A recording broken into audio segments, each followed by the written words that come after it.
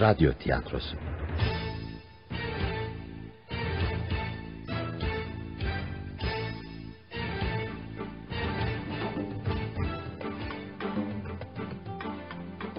Şöminedeki Katil. Yapım yönetim Mehmet Köseoğlu. Yazan Larry Quinn. Uyarlayan Tayfun Türkili. Seslendirme yönetmeni İskender Bağcılar, Neslihan Gürgün. Kayıt Davut Genç. Montaj Halil Karabacak.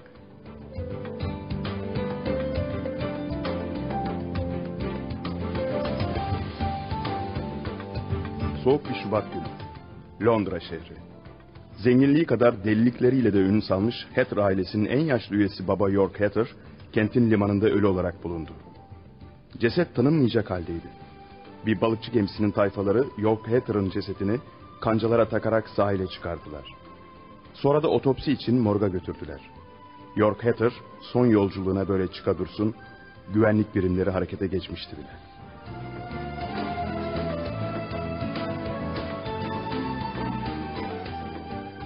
Doktor Şenik, York Hatter'ın ölüm sebebi neymiş? Tespit edebildin mi? Denizden çıkarttıklarına göre boğularak ölmüş olmalı. Yanılıyorsun müfettiş Term. York Hatter boğularak ölmemiş. Sahi mi?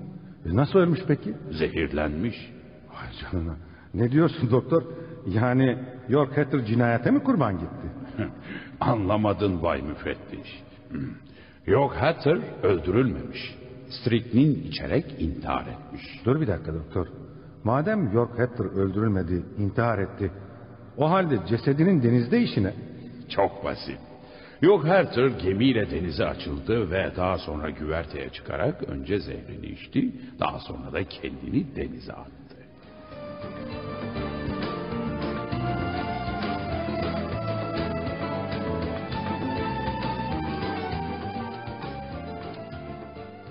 Başınız sağ olsun Bayan Emily. Ölen eşiniz York Hatter değerli bir bilim adamıydı. Ölümü hepimizi üzdü. Teşekkür ederim Bay Müfettiş. Sizce kocanızın intihar etmesi için bir sebep var mıydı? Hayır. O sürekli kendini meşgul eden biriydi. Sabahtan akşama kadar laboratuvarına kapanır, ilaçlarla deney yapardı. Ama çok zengin olan kocanız durup dururken intihar etmedi herhalde. Para her şey değildir müfettiş. Kim bilir iç aleminde ne fırtınalar kopuyordu ki canına kıydı. Evet, anlıyorum. Tekrar başsağlığı diliyorum size. Teşekkür ederim.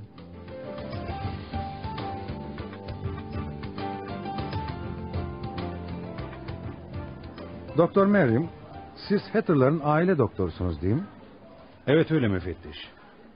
York Hatter'ın intiharındaki sır perdesini aydınlatmak istiyorum. Bu konuda bize yardım edebilir misiniz? Nasıl bir yardım müfettiş? Bilmiyorum, bunu siz söyleyeceksiniz. York Hatter'ın sağlık problemleri var mıydı? Ya da psikolojik rahatsızlıkları filan? Bakın müfettiş, prensip olarak hastalarımın hakkında bilgi vermek yanlısı değilim. Biliyorsunuz Hatter'lar İngiltere'nin çok önemli bir ailesidir. Bazı şeylerin basına sızdırılması onlara zarar verebilir. Basına bilgi vermeyeceğimize emin olabilirsiniz doktor. Amacımız York Hatter'ı intihara götüren sebebi öğrenip dosyayı kapatmak. Peki, size güveniyorum. York Hatter psikolojik problemleri olan biriydi. Mesela ne gibi? Irsi de olabilir. Adeta kanında delilik mikrobu vardı. Ölme ve öldürme arzusu hisseden, akli dengesi bozuk, çılgın biriydi. Vay canına. Tarihe doğru baktığımızda Hatter erkeklerinin çoğu ya akıl hastanesinde öldüğünü, ya canına kıydığını ya da cinayet işlediğini görüyoruz. İşte öğrendiniz Bay Müfettiş.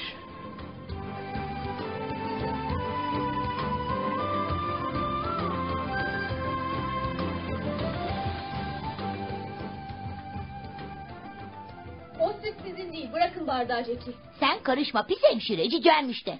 İçemezsin. Jackie, Bırak diyorum. Jackie rahat dur diyorum sana. Elindeki o bardağı bırak. Bırakmayacağım işte. Canım süt içmek istiyor. Hayır içmeyeceksin. Bırak diyorum sana. İçeyim de gör. O sütün Louis Alan'a ait olduğunu biliyorsun Jackie. Sana kaç kere onun sütünü içmemeni söylemiştim. Fakat ben...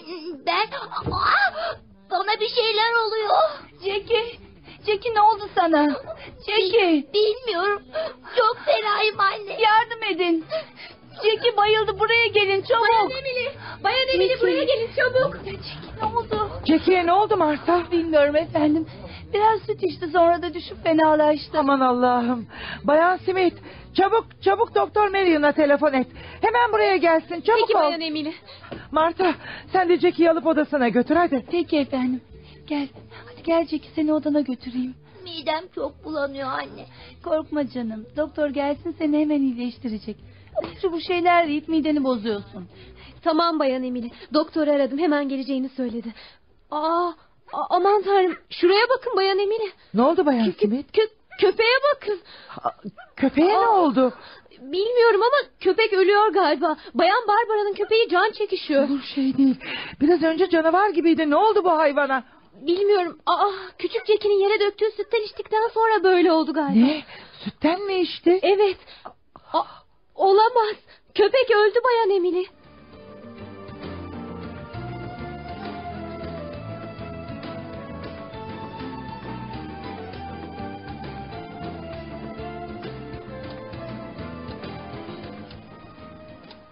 Doktor ne olur söyleyin, Jackie yaşayacak mı? Merak etme Marta, bir şey yok. Midesini yıkadım, birkaç saat sonra eski Jackie olur gene. Çok şükür.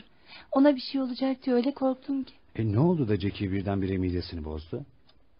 Louisa'nın sütünü içtikten sonra olmuş doktor. Sahi mi Bayan Emily? Evet doktor.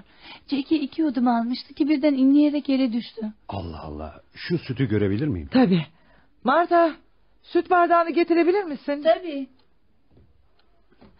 Zaten dibinde az bir şey kalmıştı. Buyurun doktor. Teşekkür ederim Marta. Çok ilginç. Ne oldu doktor? Sütün içinde bir şey mi var yoksa? Evet Bayan Emily. Strychnine. Aman Allah'ım. Zehir ha? Zaten köpeğin halinden anlamıştım. Köpeğe ne oldu? Öldü doktor. Jackie'nin yere döktüğü sütten içmişti. Ya bu çok ciddi bir olay. Kim yaptı bunu ha? Kim yaptı? Zehri sütün içine kim koydu? Neler oluyor burada? Söyler misiniz? Doktor neden geldi buraya? Marta, oğluma ne oldu? Az önce onun odasında uyurken gördüm. Bilmiyorum Konrad. İçtiği süt dokunmuş galiba. Saçmalama Marta, süt neden dokunsun ki Jackie'ye? Biri sütün içine zehir koymuş Konrad. Evet Anne ya. ne söylediğinin farkında mısın sen? Olamaz. Zehra. Allah'tan Jackie 1-2 yudum almış. Ama olan Barbara'nın köpeğine oldu. Benim köpeğime mi? Söyleyin, ne oldu Tommy'ye? Yere dökülen sütü içince öldü Barbara. Ne? Tommy, zavallı köpeğim, zavallı miniğim. İnanılır gibi değil. İyi ama kim yapabilir böyle bir şeyi? Kim yapabilir böyle bir alçaklığı anne? Kimin yaptığı belli değil. Ama bunu mutlaka öğreneceğim. Anne lütfen sakin ol. Nasıl sakin olurum? Anlamıyor musunuz? Asıl kurban Jackie değildi, Louisa'ydı. Louisa mı? Bundan emin misiniz Bayan Emily? Elbette. O yumurtalı süt Louisa'nındı doktor. Louisa her gün aynı saatte sütünü içerdi. Bunu bu evde yaşayan herkes bilir. Söyleyin bakalım. İçinizden hanginiz zavallı Louisa'yı zehirlemek istedi? Anne, nasıl böyle konuşabiliyorsun? Kim o kör, sağır ve dilsiz kızı öldürmek isteyebilir ki? Lütfen bizleri suçlama anne. Hangimiz böyle bir alçaklığı yapabiliriz? Hanginiz mi? Hepiniz. Hepiniz ondan nefret ediyorsunuz. Fırsat bulsanız bir kaşık suda boğacaksınız o zavallı kızı. Louisa sizin üvey kardeşiniz. Bu yüzden onu sevmiyorsunuz. Bilmiyor muyum sanıyorsunuz ha? Bilmiyor muyum? Jackie'nin açgözlülüğü Louisa'nın hayatını kurtardı. Ama az kalsın Jackie ölecekti. Süte kim zehir kattı? Soruyorum, kim? Bayan Emily, rica ederim biraz sakin olun. Fikrinizi öğrenmek istersem sorarım doktor. Siz bu işe burnunuzu sokmayın lütfen. Maalesef burnumu soktum bile. Ne demek istiyorsunuz?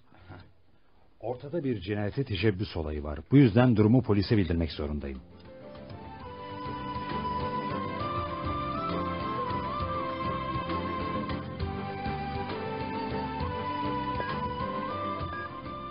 Zehir mi dediniz doktor? Ölen filan yok ya. Sadece bir köpek. Demek zehiri süte karıştırmışlar ha. Anlıyorum. Tabii. Bildirdiğiniz için teşekkür ederim. Biz gereken tahkikatı yaparız. İyi günler. Bu kadar tembellik yeter dedektif Bruno. Kalk bakalım. Hatter'ların malikanesine gidiyoruz. Bakıyorum o malikaneyi pek sevdiniz müfettiş. Daha geçen hafta oraya intihar eden York Hatter'ın ilgili soruşturma yapmak için gitmemiş miydik? Evet ama bu seferki başka. Ne olmuş? Cinayete teşebbüs. Ne?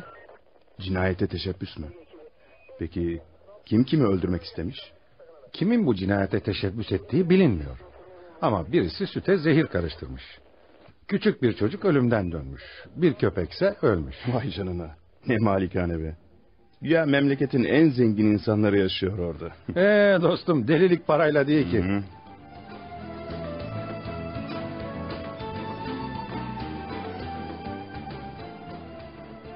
Demek zehri koyanın niyeti Louisa'yı öldürmekti. Öyle mi Bayan Emily? Kaç defa söyleyeceğim müfettiş.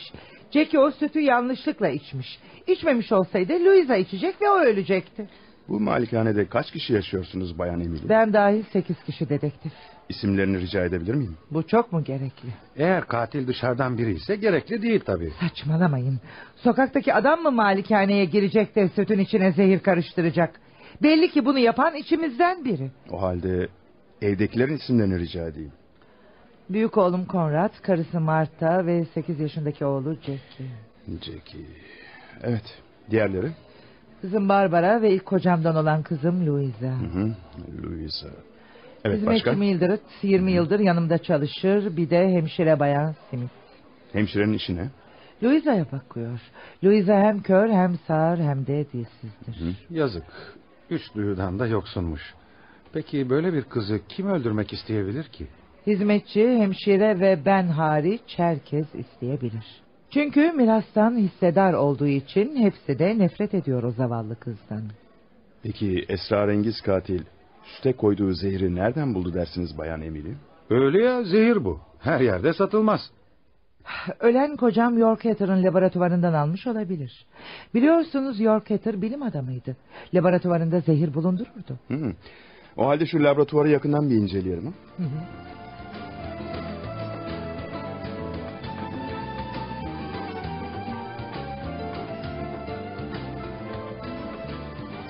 İşte Yorkhatter'ın laboratuvarı burası. Kocanız zehirleri nerede saklıyordu Bayan Emily? Şurada bir dolap olacaktı. Üzerinde de kuru kafa resmi vardı. Tamam, ben buldum. İçini açıp bakalım hemen. Amma da şişe var burada. Hepsinde de zehir var galiba. İşte aradığım şeyi buldum. Bakın 2 tane şişe. Üzerinde strychnine yazıyor. İyi ama şişenin biri boş. Bu da katilin strichnini bu laboratuvardan aldığını gösteriyor bize. O halde bu laboratuvarı hemen kilit altına alalım. Böylelikle ilk teşebbüsünde başarılı olamayan katilin ikinci kez Louisa'yı zehirle öldürmesine engel oluruz.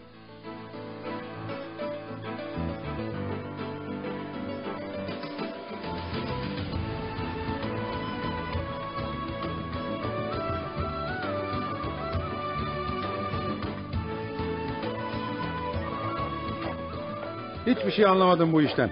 Şu ana kadar tek tespitimiz katilin zehri nereden bulduğu. Malikanedekilerin hepsini sorguya çektik ama sütün içine zehri koyanın kim olduğunu öğrenemedik. Bunu öğrenmek kolay değil. Bunu öğrenmek için Herkül Poirot olmak gerek. O da kim ki? Şu Agatha Christie'nin romanlarındaki pos bıyıklı ufak tefek polis hafiyesi. Hani her türlü karışık cinayet çözen dedektif. Saçmalama. Bu esrarengiz olayı çözmek için roman kahramanına gerek yok. Bu işi ikimiz çözeceğiz. Aslında şüpheliler elimizde. Sadece içlerinden birisini tutuklayacağız. Kimi mesela? Bayan Emily Hatter'ı listeden sil. Evin reisi o. Louisa'ya ne kadar düşkün olduğu ortada. Hizmetçi Mildred'ı da sil. Evin emektarı çünkü. Küçük Jackie'yi de geç. 8 yaşında bir çocuk zehirden filan anlamaz. Şu kör, sağır, dilsiz kızın bakıcısı hemşire Smith'i de şüpheliler listesinden çıkarabiliriz. Geriye kala kala Emily Hatter'ın çocukları ve gelini kaldı. Bence Konrad Hatter'ın karısı Bayan Marta'yı da şüpheliler listesinden çıkarabiliriz müfettiş. Neden? O kadın zavallının teki. Sorgu sırasında 2 kelimeyi bir araya getiremedi. Bu duruma göre katil adayı olarak geriye 3 kişi kaldı Bruno. Konrad Hatter ve kız kardeşi Barbara Hatter. Sence süte zehri koyan bu 2 kişiden biri mi? Öyle gözüküyor müfettiş. Tabii dışarıdan biri yapmadıysa. Ya ama o zavallı kör, sağır, dilsiz Louisa'yı kim ve hangi sebeple öldürmek isteyebilir ki? Bu işte kimin menfaati olabilir ki?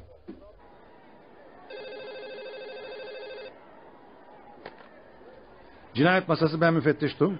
Müfettiş, ben Konrad Hatter. Tanıdınız mı beni? Emily Hatter'ın büyük oğlu. Evet, tanıdım tabii. Hayrola, bir şey mi oldu Bay Konrad? Dinleyin müfettiş. Çok korkunç bir şey oldu. Sakin olun Bay Konrad. Ne oldu, anlatın. Cinayet müfettiş. Köşkte bir cinayet işlendi. Ne? Cinayet mi? Nasıl anlatacağımı bilemiyorum ama korkunç bir cinayet işlendi. Hemen buraya gelseniz iyi olur. Bir dakika Bay Konrad. Öldürülen kim? Louisa mı? Hayır müfettiş. Belki inanmayacaksınız ama öldürülen Louisa değil. Annem Emily Hatter.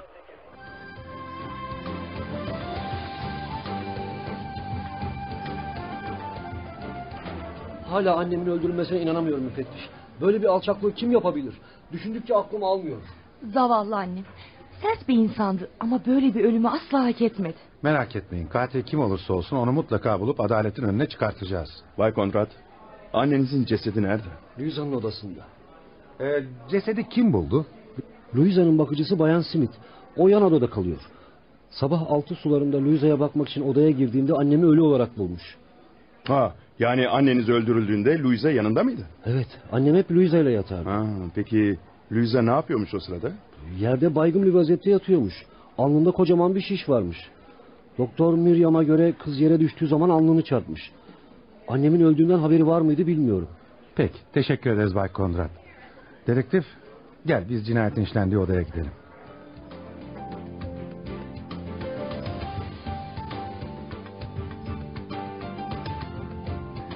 İşte cinayetin işlendiği oda burası. İstersen fazla dolaşmayalım. Hı. İçeride katilin bıraktığı izler olabilir. Haklısın. Bak, yerde ayak izleri var. Evet, hem de çok bariz bir şekilde görülüyor. O yerdeki beyaz toz da ne öyle? Pudraya benziyor, şimdi anlarız. Yanılmamış. Talk pudrasıymış. Anlaşılan katil kaçarken veya cinayetini işlerken masanın üzerinde duran talk pudrasını düşürmüş ve sonra da bilmeden üzerine basmış. Bu ayak izleri hiç hoşuma gitmedi. Pek göze batacak şekilde bırakılmış gibi. İzlerden anlaşıldığına göre ayakkabının 40 numara ve topuklarının da bir hayli eski olduğu anlaşılıyor. Çavuşa söyleyeyim de malikanedeki bütün ayakkabıları kontrol etsin. Diğer izlerde galiba Louisa'ya ait. Olabilir. Kız yataktan kalkmış, biraz ilerlemiş. Sonra karyolanın ayak ucunda kendisini korkutan, bayıltan bir şeyle karşılaşmış. Ama ne? İşte cinayet aleti de burada. Ha? Telleri kırılmış bir mandolin. Evet. Mandolinin kenarı hala kan içinde. Ne güzel bir cinayet aleti değil mi? Bir müzik aletinin insanı öldüreceğini aklıma bile getiremezdim. İyi kullanıldığı takdirde her şey insanı öldürebilir. Anlaşılan esrarengiz katil yalnız Louisa'ya değil, bütün Hatter ailesine düşman. Selam beyler. Çok geç kalmadım ya. İşte polis doktoru geldi. Merhaba Şirin. Yalnız elini çabuk tut. 3 saatten beri buradayız. Merak etme müfettiş. Ölüler çok sabırlıdır. Şimdi muayenemi yaparım. Çok ilginç. Çok ilginç. Ne oldu doktor? Bu kadını mandolin öldürmemiş müfettiş. Hı? Daha doğrusu mandolinle indirilen darbeler kafi derecede kuvvetli değilmiş. Peki ölüm sebebi ne sence? Emily Hatter'ın kalbi varmış. Ya, demek ki biri Emily Hatter'ın kafasına mandolinle vurdu ve bu şok neticesinde kadının kalbi durdu, öyle mi? Bana kalırsa başına mandolinle vurulduğunda kadın uyanıktı. Cesedin gözlerine bakın müfettiş. Bu gözler açık ve dehşet dolu. Sonra çehresinde de çok garip bir ifade var. Hı. Ya elleri? Kadın yumruklarını sıkmış. Evet. Bu demektir ki kadın hücuma uğradığında uyanıktı. Mandolin işini anlayamadım.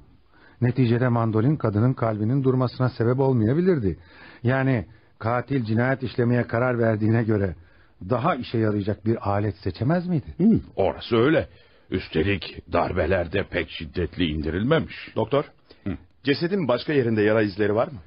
Hayır, yok. Peki zehir falan? Zehirlenme belirtisi yok ama tabii otopsi yapacağım. Ancak zehir bulabileceğimi de hiç sanmıyorum. Sen gene de otopsi yap. Hatter'lardan birinin gene zehir kullanıp kullanmadığını anlamamız lazım. Ben bu işin içinden çıkamadım. Evvela biri zavallı kör Louisa'yı zehirlemeye kalktı. Ondan sonra da annesini öldürdü. Şuraya bakın. Yatağın altında ne buldum? Ne buldun dedektif? Bir enjektör. İçinde de tortu var. Doktor, bakar mısınız şuna? Tabii bakayım. İlginç.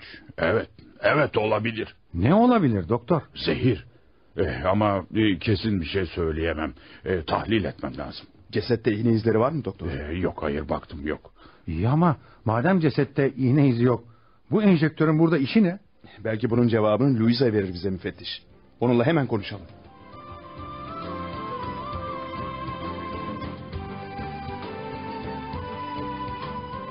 Hadi Louisa, bu üzümlerden yemen lazım güzelim.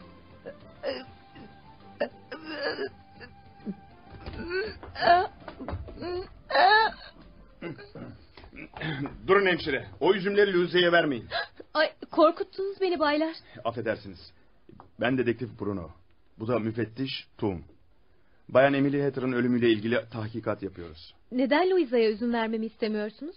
Onların zehirli olmasından şüpheleniyoruz. Aman Allah'ım. Louisa kaç üzüm yedi hemşire? Birkaç tane. Doktor Schilling. Louisa'nın bir şey yok ya. Görünürde her şey iyi gibi. Bir şey yok sanırım. Çok şükür geç kalmamışız. Kör kızın zehirlenmesinden mi korkuyorsunuz baylar? Evet doktor. Bundan eminim. Meyveleri görüyor musunuz? Üzüm, muz ve 3 tane de armut. Hemşire, Louisa hangi meyveleri severdi? Louisa bütün meyveleri sever ama en çok da armudu. Peki, Bayan Emily Hatter hangi meyveleri severdi? O da bu tabakta duran meyvelerden yer miydi? Bazen yerdi. Yalnız Emily Hatter armuttan nefret ederdi. Evdekiler de bunu bilir miydi? Tabii, hepsi bilirdi. Demek Emily Hatter armuttan nefret ederdi ha? O halde bu armutları yakından tetkik etmemiz lazım. Doktor Schilling, bu odadaki bütün meyveleri tahlil eder misiniz? Meyvelerin zehirli olmasından mı kuşkulanıyorsun Bruno? Evet müfettiş.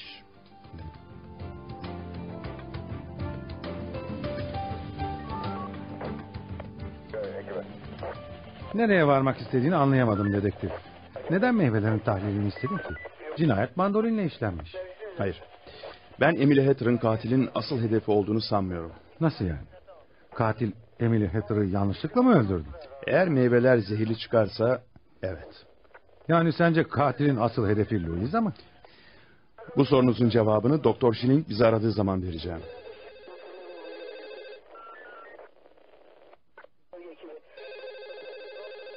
Cinayet masası müfettiş Tom. Ah, sen misin doktor? Evet.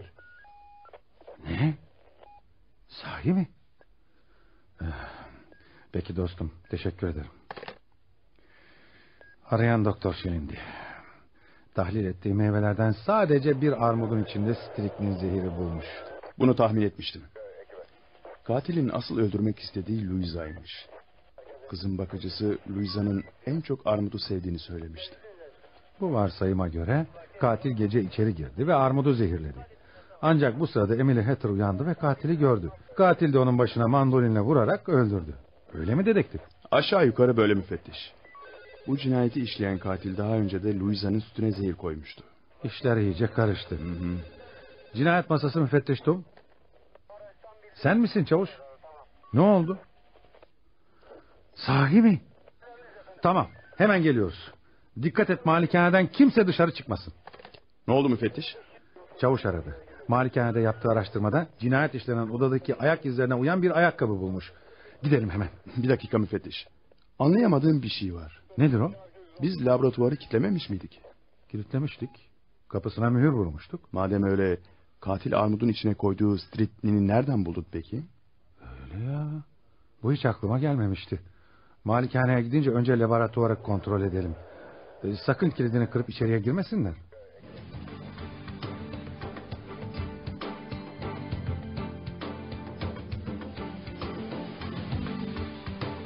Allah Allah. Laboratuvarın kapısı kilitli, görüyor musun? Evet. Ama açıp içeri girmek zorundayız müfettiş. Katilin stritnini buradan alıp almadığını öğrenmenin tek yolu laboratuvardaki eczacı dolabına bakmak. Haklısın. Hadi içeri girelim. İşte açtım. Gel bakalım. Bir dakika müfettiş. Ne oldu? Yerlere baksanıza, bir karış toz. Yerde ayak izi bile yok. Bu durumda biz burayı kilitlediğimizden beri kimse girmemiş içeri. Doğru. İyi ama armudu zehirlemek için kullandığı striknini başka nereden buldu dersin? Şimdi anlarız. Bak. Bu dolapta bir tane striknin şişesi olacaktı. Dolu şişe duruyor mu? Ne yazık ki hayır. Striknin buradan alınmış. İyi ama nasıl olur? Kapı kilitliydi. İçeride ayak izi de olmadığına göre katil laboratuvara nereden girdi? Sanırım ben nereden girdiğini anladım müfettiş. Sahi mi, nereden? Bacadan. Ne? Bacadan mı? Evet.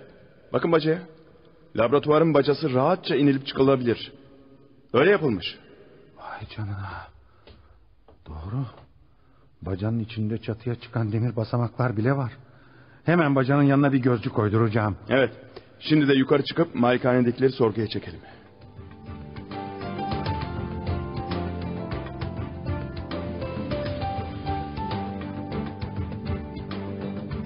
Buyurun. Ayakta durmayın Bayan Marta. Siz de öyle Bay Kondrat. Buyurun. ederim. Dün gece neredeydiniz Bay Kondrat? Ne demek istiyorsunuz müfettiş? Yani benden mi şüpheleniyorsunuz? Bay Kondrat, katil bulununcaya kadar herkesten şüphelenmek bizim görevimiz. Delirmişsiniz siz. Öldürülen bizim annemizdi. Benim onu öldürdüğümden nasıl şüphelenirsiniz? Hayatım lütfen sakin ol. Tamam. Kütüphanedeydim. Peki kütüphaneden çıktıktan sonra ne yaptınız? Ne mi yaptım? Odama çıktım. Karım uyuyordu, ben de yattım. İçkiliydim, hemen sızmışım. Hiçbir şey de duymadım. Söyler misiniz? Louisa'yı neden birkaç kere öldürmeye kalktılar? Birkaç kere mi? Ne demek istiyorsunuz? Evet, birkaç kere. Anneniz dün gece yanlışlıkla öldürüldü. Asıl kurban Louisa'ydı Bay Kondrat. Aman Allah'ım, demek ki... Yani katilin asıl hedefi Louisa mıydı? İnanamıyorum buna. Bu sabah cinayet işlenen odaya girdiğiniz zaman yerdeki ayak izlerini gördünüz. Değil mi Bay Kondrat? Bilmiyorum. Galiba biraz heyecanlıydım. Pek dikkat etmedim.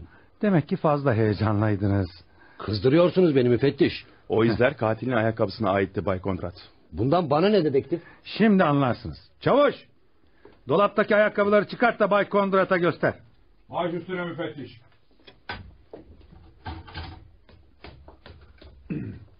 Buyurun müfettiş. Teşekkür ederim çavuş. Bay Kondrat, elimdeki şu ayakkabıları daha evvelce görmüş müydünüz? Evet, bunlar benim eski ayakkabılarım. Nerede duruyordu bu ayakkabılar? Yatak odamdaki dolapta. Bu ayakkabıları en son ne zaman giydiniz? Geçen yaz giymiştim. Sana onları atmanı söylemiştim Marta. Neden atmadın? Affedersin Konrad, unutmuşum. Unutmuşmuş. Ama nasıl unutursun Marta? Tartışmayı kesin lütfen. Size bunları neden gösteriyorum biliyor musunuz Bay Kondrat? Çünkü bu ayakkabılar Louisa'nın odasındaki ayak izlerine tamamen uyuyor da ondan. Bana bakın. Ben bu ayakkabıları 1 yıldır giymiyorum. Hem ayakkabılar benim olsa bile bu benim annemi öldürdüğümü ispatlamaz ki. Belki. Ama sizi de cinayetin 1 numaralı sanığı yapar Bay Kondrat. Ne yani? Şimdi siz beni cinayetle mi suçluyorsunuz? Şimdilik kimseyi suçlamıyoruz. Bu iş aydınlanıncaya kadar şehirden çıkmanızı yasaklıyorum Bay Kondrat.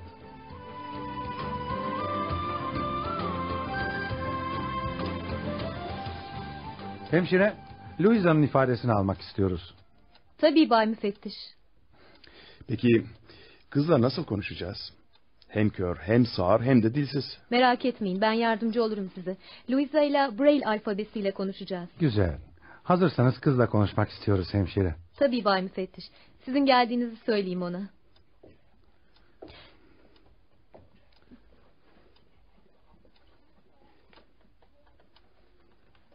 Louisa, hayatım, polisler seninle konuşmak istiyor. Ne diyor hemşire? Söyleyeceğim bir şey var. Bu çok önemli olabilir. Anlatsın, hemen dinliyoruz onu, hadi. Anlat tatlım. Müfettiş seni dinliyor.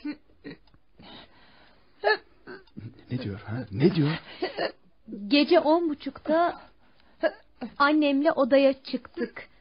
Yatmaya hazırlandık. Sonra da talk pudrası sürdü. Bunu kokusundan anladım. Sorun ona, talk pudrası yere dökülmüş müydü? Louisa, pudra yere dökülmüş müydü? Hayır, dökülmemişti. Peki, neyse devam etsin, dinliyoruz onu. Devam et Louisa. Sonra yattık. Aradan birkaç saat geçti. Annemi öptüm. O da benim yanağımı okşadı. Uyumuşum. Fakat benim için gece gündüz birdir. Bu yüzden pek rahat uyuyamam. Aradan ne kadar zaman geçti bilemiyorum. Birdenbire uyandım. Bana odada başka birileri daha varmış gibi geldi. Hem bu biri yatağımın kenarındaydı. O zaman bağırmak istedim. Bağırmak. Zavallı kız hala o anın heyecanını yaşıyor. Louisa bir şeyler söylemek istiyor. Odada bir şey vardı. Ama ne olduğunu anlayamadım. Annem olamazdı bu. Hislerim bana odada tehlike olduğunu söylüyordu. Yataktan kalkıp kaçmaya karar verdim. Bir iki adım attım. Kolumu uzattıktan sonra parmaklarım bir şeye süründü. Bir yüzdü bu. Bir insan yüzü. Bir yüz mü? Bu güzel işte. Hemşire, sizden bir ricam olacak. Louisa'ya söyleyin, o gece yataktan kalktığı zamanki hareketleri tekrarlayabilir mi acaba? Peki efendim. Louisa, hayatım, o gece yataktan kalkarken nasıl hareket ettin? Tekrarlar mısın?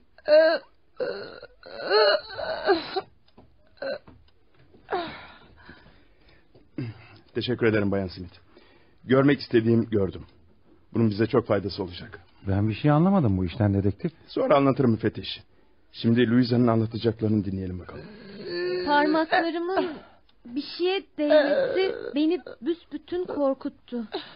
Dizlerimin eridiğini hissettim. Fakat yere düşerken aklım başımdaydı. Sonra bayılmışım. Hemşire sorun bakalım. Dokunduğu yüzün yanakları nasılmış? Peki efendim. Louisa, dokunduğun yüz nasıldı şekerim? Düzgün, yumuşak bir yanaktı. Hemşire, bu son sözleri doğru tercüme ettiğinizden emin misiniz? Elbette dedektif. Louisa ne yazıyorsa onu tekrarlıyorum size. Fakat Conrad Hatter'ın yanağı yumuşak değildi ki. Demek ki odadaki Conrad değilmiş. Ama izler onun ayakkabısının izleriydi. Bunu sen de gördün Bruno. Ama bir başkası da giyebilir pekala. Hemşire sorun ona. Conrad Hatter'ın yanağına benziyor muymuş? Louisa, dokunduğun yanak Conrad Hatter'ın yanağı olabilir mi? Hayır. Dokunduğum yanak bir erkek yanağı değildi. Anlaşıldı.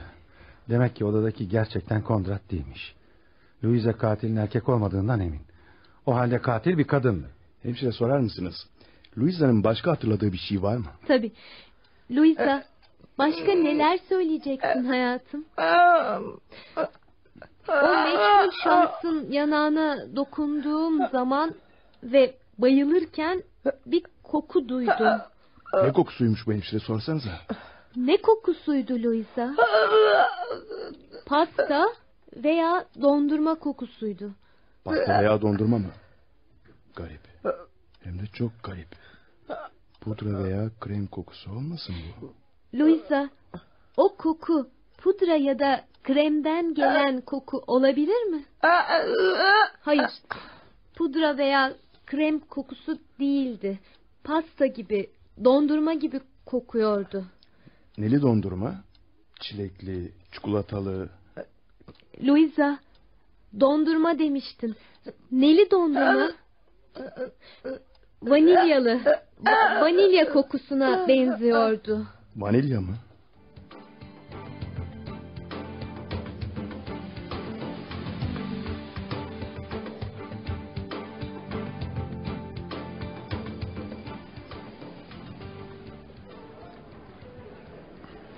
Siz benimle cinayet masasına gelmiyor musunuz müfettiş? Hayır dedektif, siz gidin. Ben katili yakalayıncaya kadar malikanede kalacağım. Ev halkı bana bir oda verdi. Bunun ne faydası olacak? Bak dostum, katil Louisa'yı öldürmeyi kafasına koymuş. O zavallı kız kör, sağır ve dilsiz.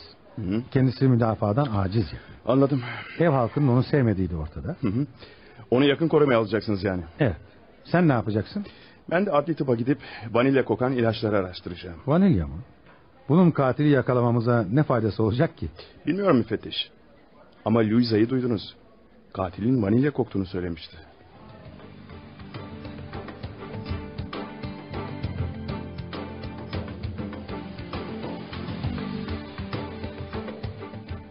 Merhaba Doktor Schilling. Oho, dedektif siz misiniz?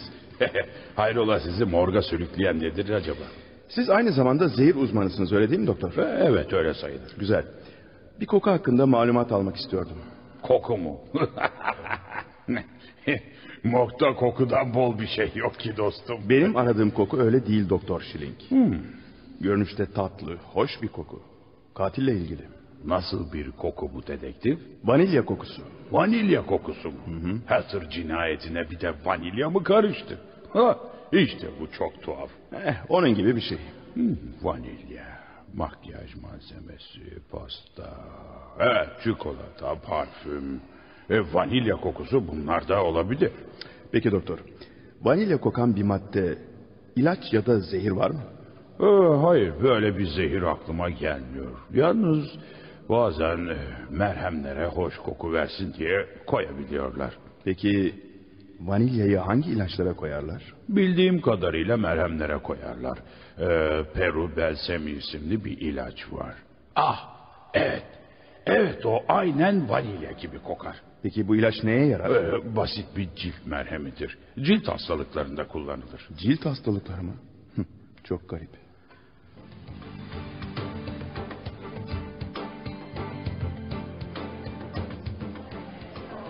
Buyurun dedektif. Doktor Meryem, sizi rahatsız ettim. Öğrenmek istediğim bir şey var. Nedir? Hatter ailesinde cilt hastası biri var mı? Neden sordunuz? Bu cinayeti aydınlatmamız açısından çok önemli efendim. Peki söyleyeyim. York Hatter cilt hastasıydı. Şu zehir içerek hayatına son veren York Hatter mı? Evet, ailede tek cilt hastası oydu. Peki hangi ilacı kullanırdı? Peru Belsemi. Neden sordunuz? Bayan Emily Hatter'ın öldürüldüğü gece Louisa katile dokunduğunu ve onun vanilya koktuğunu söylemişti. Yaptığım araştırmada vanilya kokan tek ilacın Peru Belsemi isimli merhemin olduğunu öğrenmiştim. Ben de bu merhemi kullananın katil olabileceğini düşünmüştüm. Ama bu mümkün değil. York Hatter biliyorsunuz zehir içerek canına kıymıştı. Haklısınız doktor. Ölü bir insanın cinayet işlemesi mümkün değil. Bir şey daha sormak istiyorum. Buyurun. York Hatter laboratuvarında ne gibi deneyler yapıyordu? Bazı hastalıklarla ilgili. Bir de roman yazıyordu. Ne? Roman? Ne romanı? Tam olarak bilmiyorum. Ama bir seferinde onu odasında bir şey yazarken görüp sormuştum. Polis romanı yazıyorum demişti. Bu çok ilginç. Peki bu roman basılmış mıydı? Sanmıyorum. O zamanlar müsvedde halindeydi.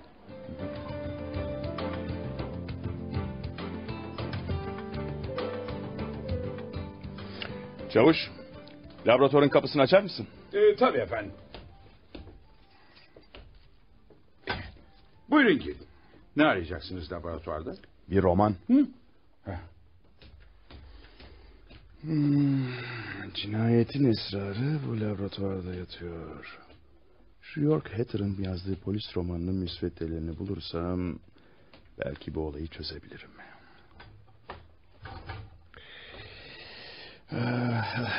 Malikanenin her tarafını araştırdım ama York Hatter'ın müsveddelerini bulamadım. Bu çekmecelerde hiçbir şey yok. Nereye saklamış olabilir acaba? Sakın bacanın içine saklamasın.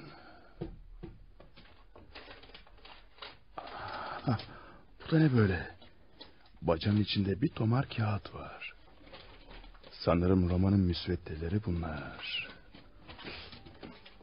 Vay canına. Bu bir dosya. Sanırım aradığımı buldum. Şöminedeki katil. Polis romanı. Yazan York Hatter.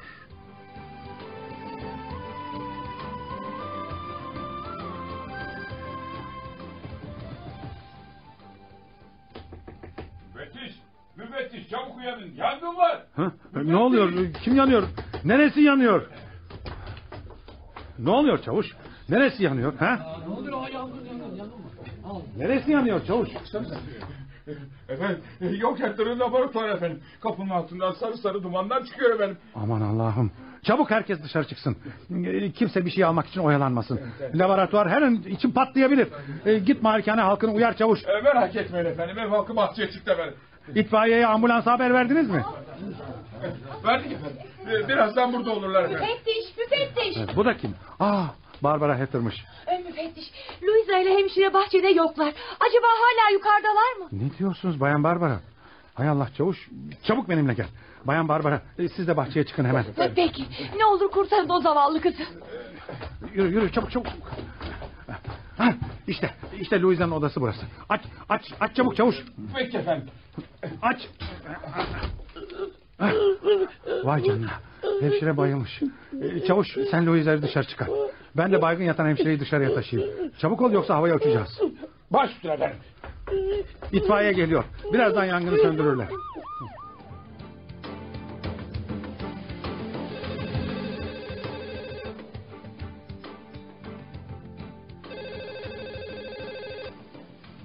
Buyurun. Dedektif Bruno sen misin? Ben müfettiş Tom. Benim müfettiş. Hayrola bir şey mi oldu? Evet dedektif. Korkunç bir şey oldu. York Hatter'ın laboratuvarında yangın çıktı. İyi ama laboratuvarın kapısının önünde çavuş nöbet tutacaktı. O bir şey görmemiş mi? Görmemiş. Zaten seni aramamız nedeni de bu. Laboratuvarın üzerindeki bacanın yanına da bir gözcü koymuştum. Kendisi bacadan kimsenin girmediğine yemin ediyor. Demek içeri kimse girmedi. Ama laboratuvar yandı öyle mi? Evet dedektif. Buraya gelsen iyi olacak.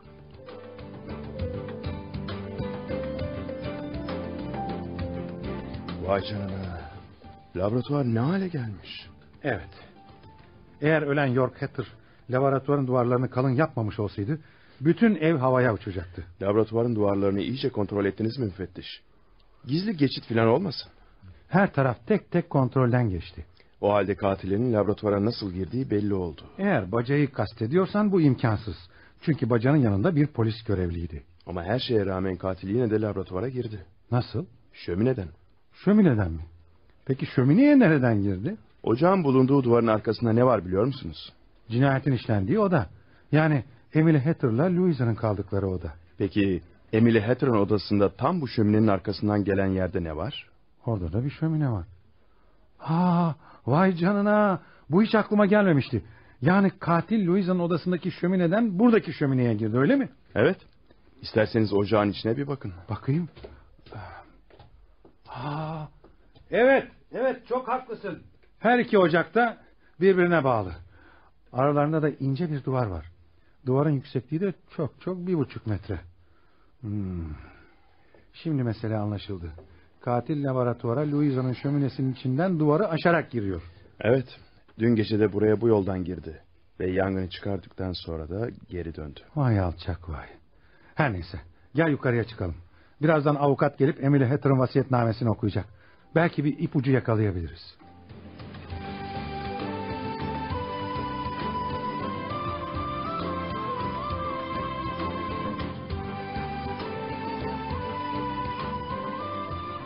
Müteveffa Emily Hatter'ın çocuklarına bıraktığı miras taksimine ne diyorsun? Bence biraz haksızlık etmiş. Kadın servetinin çok büyük bir kısmını Louisa'ya, çok azını da Konrad'a ve Barbara Hatter'a bırakmış. Anlaşılan kör, sağır ve dilsiz kızın geleceğini garanti altına almak için böyle yapmış. Peki bu vasiyetname sana katille ilgili bir ipucu verdi mi? Evet verdi. Sahi mi? Sence katil kim? Yanlış anladın beni müfettiş. İpucu katille ilgili değil, Louisa'nın hayatıyla ilgili. Ne demek istiyorsun dedektif? Çünkü Emily Hatter vasiyetnamesinde Louisa'nın ölümü halinde genç kızın hissesine düşen 1 milyon doların diğer kardeşlerine taksimini istemiş. Sence bu yüzden Louisa'yı öldürebilirler mi? Evet, 1 milyon dolar az para değil. O halde malikanede gerekli tertibatı aldırayım. Bütün katlara 3'er tane polis koyduracağım.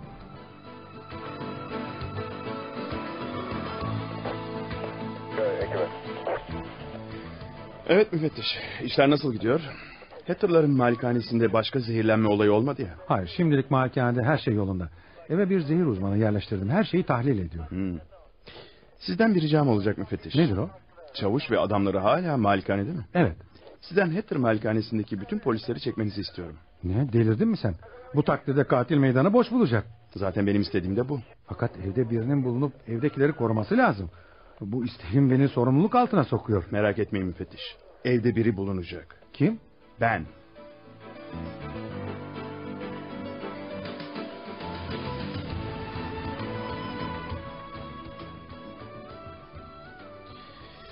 Vakit gece yarısı buldu. Tahminim doğru çıkarsa katil bu gece buraya gelecek ve Louisa'yı öldürmeye kalkacak. İşte katil odaya girdi. Şimdi şömine içine girerek oradan laboratuvara girecek ve York Hatter'ın eczacı dolabından zehir alacak. Yanılmamışım. Şömineye girdi ve laboratuvara gitti. Bekleyelim bakalım.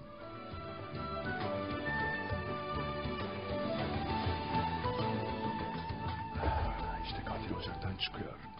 Tam tahmin ettiğim gibi. Bakalım ne yapacak. Masanın yanında durdu. Elinde de bir şişe var. Ne yapacak acaba? Şişenin kapağını açıyor. İçindekini süt dolu bardağa döküyor. Ay namussuz. Louisa'nın sütüne zehir karıştırdı. Pencereyi açtı. Oradan da bahçeye atlayıp kaçacak. Bahçeye atladı. Pencereyi de çekti. Niye gitmiyor? Ne bekliyor orada? Gel Louisa, seni yatırayım tatlım. Vakit çok geç oldu. Hemşireyle Louisa odaya girdi. Dur ama önce sütünü içireyim. Hadi iç tatlım. Aferin. Hadi şimdi de güzelce yat uyu. Ben yan odadayım. İnanılır gibi değil.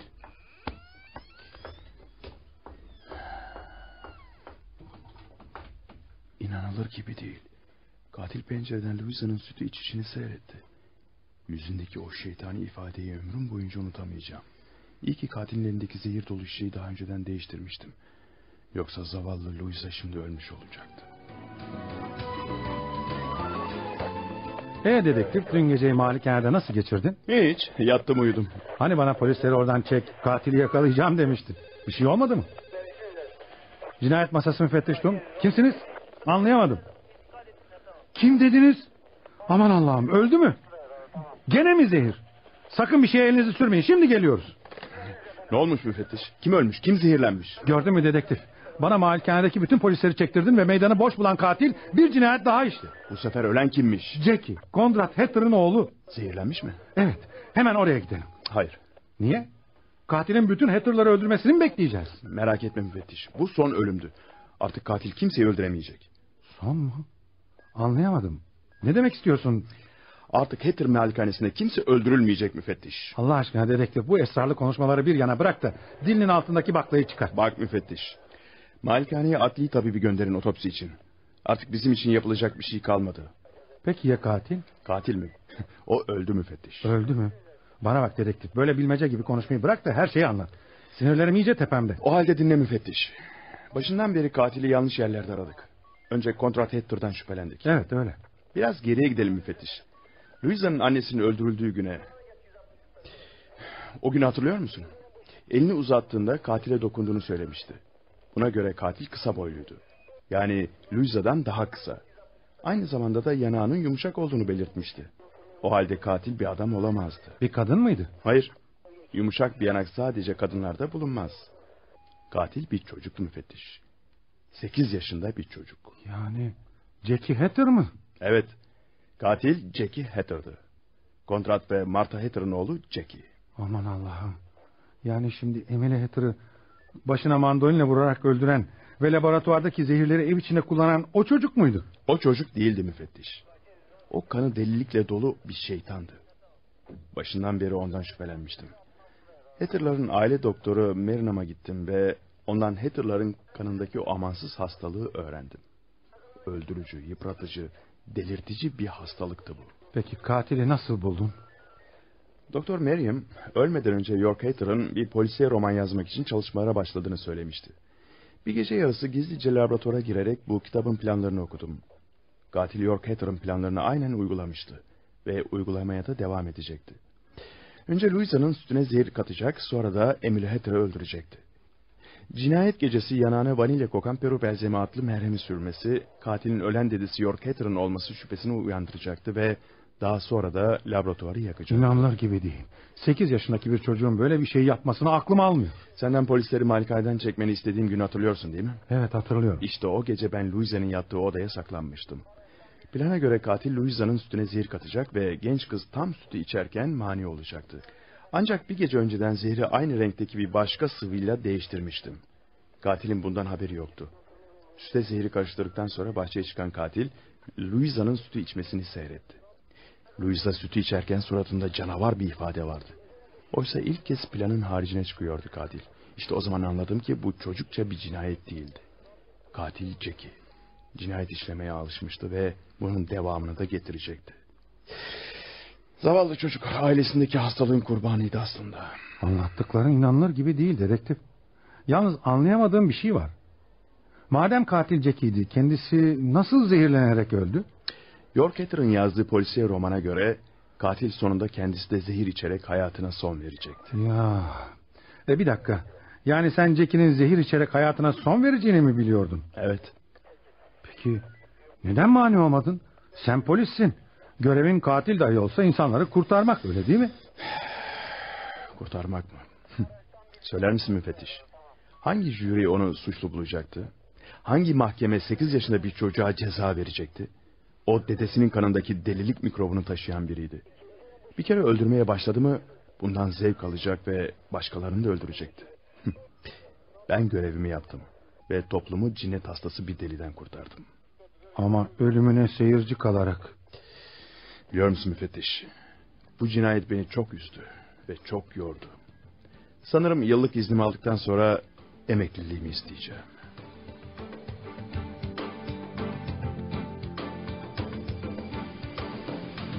Şöminedeki Katil adlı oyunumuzu dinlediniz. Bir başka oyunda buluşmak üzere, hoşça kalın.